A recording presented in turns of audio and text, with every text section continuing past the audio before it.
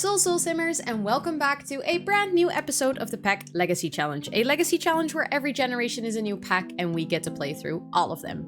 As you can see, today is not your regular Pack Legacy Challenge video.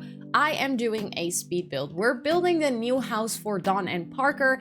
I've teased this a couple of times, or I've mentioned it a couple of times in the videos of the Pack Legacy Challenge, that I really wanted to move out of the apartment, and I think I finally saved up enough money to move. Or at least that's what I thought when I started building this house. It ends up being a little bit more expensive than we had in the bank, so I ended up needing a little bit more money. We are going to take out a loan in the next episode, but that's okay. I think the house turned out really great. I'm really happy with what it looks like, and today I want to walk you through the process of my thoughts when I was building it. Like I mentioned during the videos, my vision for this house was to basically have two houses on the same lot that are kind of separate, but they're kind of joined together as well. So they're one construction, they're one building, and in the middle we could use that space as their yoga studio. So what I've kind of envisioned is basically that was an old garage, or I don't know, maybe it used to be part of one of the houses, but now it is part of both. And both houses are kind of designed by Japanese style. So I did build in Mount Komorebi. I thought this world was really fitting for the spa day let's play, where they do a lot of yoga, meditation. They're both really into working out. So I felt like this world was really perfect. And I know that the spa day expansion, or it's not an expansion, the spa day game pack doesn't come with any world. So I figured they're gonna live in another world anyways, and I really like the idea. We are going to therefore do a little bit of Snowy Escape gameplay, probably with the Sims in this generation. But I guess that's also okay, right? Like it's okay to explore some of the other packs while we're playing through this one. But that's why I decided to move them to Mount Komorebi. So the house, or the design of the house, is based on the Japanese houses that are either already in the world or pictures that I found online. I would say it's a bit different than your regular Japanese house for the simple reason that it has like that joint part in the middle, and that is definitely more inspired by what we call in Dutch twee onder één kaphuizen.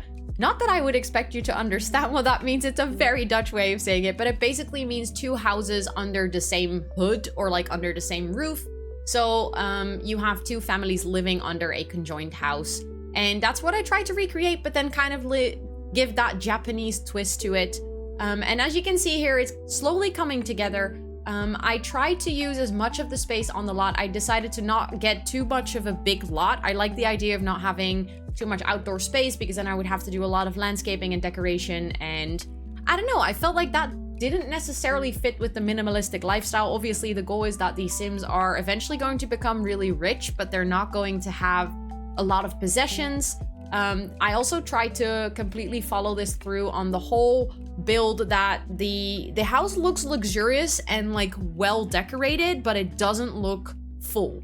It doesn't look like they have a lot of clutter. It is definitely very minimal. Again, I felt like the Japanese style of interior and stuff was also really fitting for that. I feel like it is definitely something that is incorporated in that culture and the way that they decorate their houses.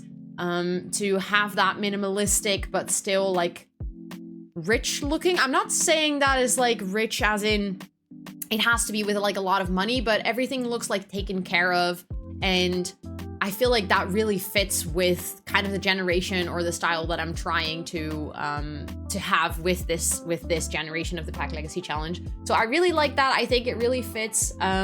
I'm really happy with how the house turned out. As you can see here, I'm trying to figure out the floor plan. I think that was the most challenging part of this entire build.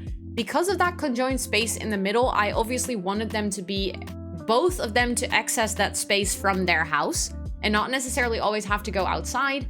But then it was really hard to figure out, like, if I place a door somewhere, how am I gonna fit it? And like, where do I place the stairs? I obviously also wanted to make sure that upstairs would become a sensible floor plan. I decided in the end not to decorate the upstairs, so there's no furniture upstairs yet. But that's mainly because, one, we don't have the money for it, and two, we don't really need it right now. We don't have kids or anything, but I do kind of want them to live on this lot for the rest of the playthrough of this generation, which means that I did need to make some space for potentially like kids or a partner or anything. But the upstairs floor is not decorated yet, so I only end up decorating the downstairs. And as you can see already kind of coming to life here, the entire build is basically mirrored of each other. So whereas in one of the houses, the bedroom is on the right, the other one is on the left, and it's completely mirrored. You'll also see it when I put in the furniture that it is fully mirrored. I thought that was a really fun thing to do. For some reason, it broke my brain at some points, especially when I had to place the kitchen. I don't know what it was, but mirroring things, it was harder for my brain to compute, apparently. But I really liked it. I really like how it turned out. Here I'm trying to place some of the windows. I wanted to make sure that this was a house with plenty of natural light. But at the same time, I wanted to make sure that the windows weren't like in weird places when I compared it to the outside or when I looked at the outside of the build. And this is where I start to work at the yoga studio. And this was like, honestly, one of the parts that I was most excited about for this build, because this has been something that I've been wanting to do for this generation ever since someone mentioned that you can have like a yoga studio and then invite people to your home and just teach classes at your house. I was like, I really want to do this. I wanted to make it look minimal, but still, like, I wanted to make it look like one of those spaces that you want it to be in, you know? Like when you come to do yoga, when you do some meditation, I do end up, I believe I removed the meditation stool because it didn't really work in gameplay in the end. But I really wanted to make this a space, like kind of envision yourself in this studio. You have the waterfall, you have like the plants. It's just like this moment of tranquility. That's really what I had envisioned for this yoga space. I end up putting some smaller details in.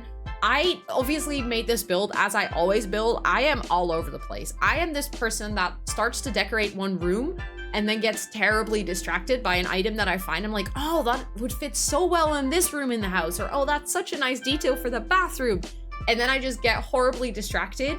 But I will come back to the yoga studio. I will add a little bit more decoration, but here I just decided to start kind of decorating the indoor space.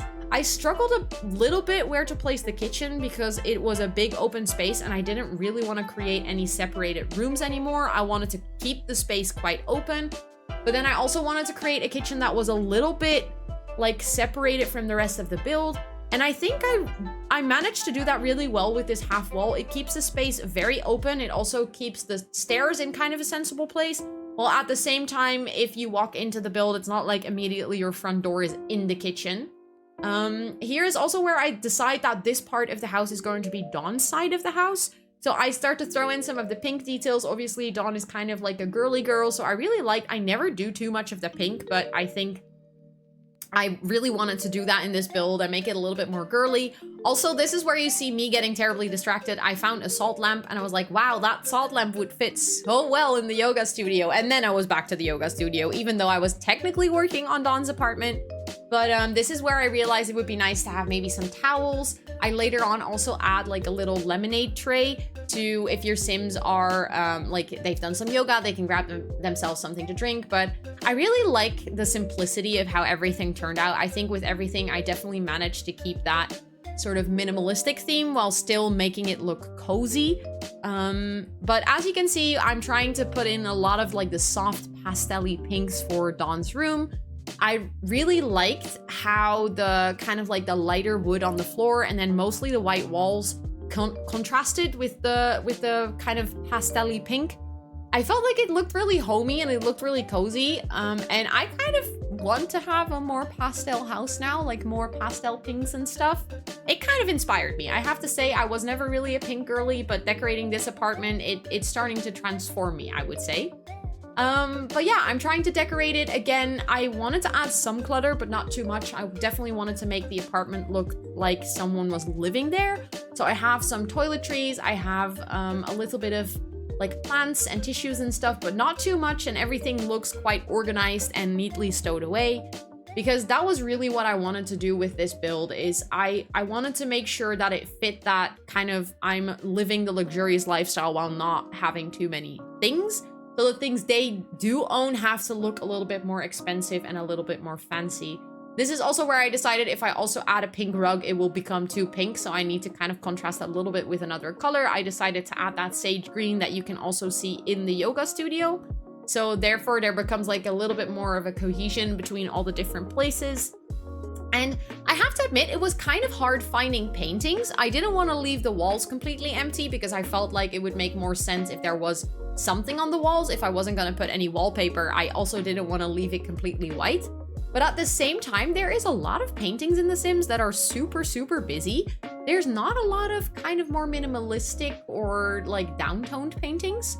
I also really wanted to have a little study or work nook under the stairs for Dawn. I end up giving Parker a similar place, but then with like a meditation stool, because I feel like Parker's occupation is really yoga and meditation, and obviously Dawn's occupation is really the business side of things. So I felt like she really, really needed a workspace in her house. And I tried to give her that by putting it under the stairs, making it a little bit more prominent in the house. Also, the nook that you see me decorating now, I might eventually, for gameplay purposes, move the workspace to that part.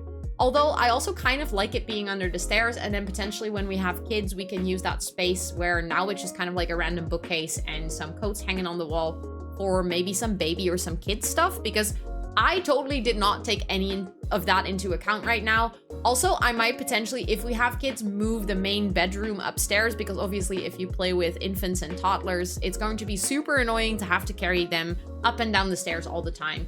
So that would be kind of like my idea for this house, is that it will probably evolve as we're going through with the gameplay.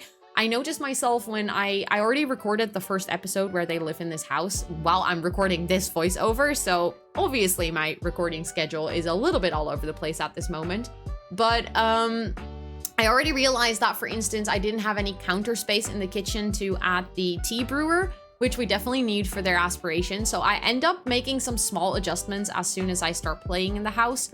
I made sure to upload like the latest version of the build. So if you want to download this build, if it's something that you would be intrigued to play in as well, I made sure to upload it to the gallery. My gallery ID is just the same as my username everywhere, so Rosannatxt. But I made sure to upload the latest version, so after I play tested it and after I made some adjustments, that build also contains the pictures of Parker and Dawn, because I did end up taking those from the apartment and adding them to the walls. You cannot see it in the speed build yet, but I made sure to personalize the home, and I made sure to like make it feel like it was their home and not just a random home that we started playing in. Here you can also see that I start to move to Parker's apartment. I really wanted to try and get a little bit of a different layout to this apartment. I like the idea of the houses being mirrored, but at the same time, I also wanted to make it feel like both of them decorated their own house, and it wasn't like a house that came with furniture that they just kind of moved into. So I'm trying to play around with different layouts of the space. Obviously, with the kitchen being in the same space, certain things just didn't make sense. So I think their dining table ends up being in the exact same spot. I think I just rotated Parker's so it kind of like looks different, but at the same time, it's just the same placement. I just tried to get as creative as I could. But here you can see that I am definitely trying to add a different layout for the living room. So his workspace is actually close to that window. I think that was also one of the reasons I like to keep Dawn's workspace under the stairs, because yeah, then it wasn't in the exact same spot as Parker's was. But I gave him two sofas, a bit of a different layout with a TV. I did give both of them a TV, but ever since I recorded this speed build, also the new kits came out. So the new, the modern luxurious kit or something. I'm so bad at remembering pack names, but I can see myself swapping out one of the TVs with like the new painting TV, because I think it looks more minimalistic, and that is like perfect for what I'm trying to achieve in this house in terms of aesthetic or style. Here you can also see that I kind of settled on yellow being Parker's main or like kind of accent color. So where Dawn has a lot of soft pinks, I decided that Parker should have a lot of soft yellows. I really like that in the end, this house looks super pastel, super light, and still colorful, because I've also done builds where everything is just completely white or completely beige because I wanted to keep it neutral. And I like that even though this is definitely a minimalistic build, I managed to keep it colorful and keep it like homey and cozy. Because that's just like, it makes me happy to play in this build. I think that is what I noticed when I started playing in it, is that this build just made me really happy to play in it. And that's exactly what I wanted to achieve with building a new house. But we're actually nearing the end of the speed build. We're getting close to completion. At the end, there is two little pictures of the outside of the house and the yoga studio, but you'll definitely see me play, so keep an eye out for the episode that is gonna air next week, where we're actually gonna move into this house, and then you can see me personalizing it with all the pictures and everything. But here I'm just doing some final touches, and yeah, thank you so much for watching. I hope that you enjoyed this speed build. Let me know if you have any tips or tricks, and thank you. I will see you on the next one. Bye, everyone.